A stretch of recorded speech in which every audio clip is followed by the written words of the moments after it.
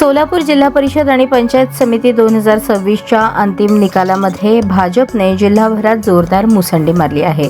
अनेक तालुक्यांमध्ये भाजप स्पष्ट आघाडीवर असून शिवसेना, शिंदे गट आणि राष्ट्रवादीच्या विविध गटांनी काही ठिकाणी प्रभाव राखला आहे।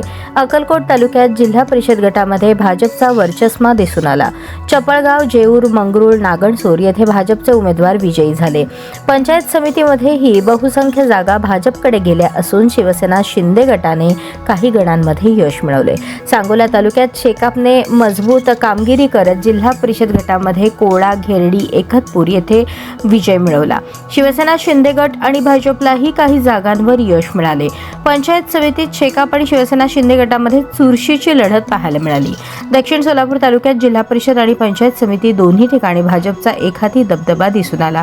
बहुतांश गट आणि गण भाजपने जिंकले असून शिवसेना, शिंदे गटाला मर्यादित यश मिळाले।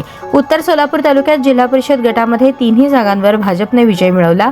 पंचायत समितीतही भाजप आघाडीवर असून राष्ट्रवादी आणि शिवसेना, शिंदे गटाला प्रत्येकी 1-2 गणांपुरते समाधान मानावे लागले। माढा तालुक्यात जिल्हा परिषदेत भाजप आणि राष्ट्रवादी अजित पवार गटात लढत बघायला मिळाली। पंचायत समितीत राष्ट्रवादी, अजित पवार, भाजप आणि अपक्ष यांचे मिश्र यश दिसून आले। पंढरपूर तालुक्यात जिल्हा परिषद गटामध्ये भाजप आणि राष्ट्रवादी, शरद पवार यांच्यात थेट लढत झाली। पंचायत समितीतही दोन्ही पक्षांना जवळपास समान यश मिळाले असून स्थानिक आघाडीनेही काही ठिकाणी बाजी मारली आहे। बार्शी तालुक्यात जिल्हा परिषद आणि पंचायत समिती दोन्ही ठिकाणी भाजपने क्लीन स्वीप केला आहे। सर्व गट आणि गण भाजपकडे गेले असून हा भाजपसाठी मोठा विजय मानला जात आहे।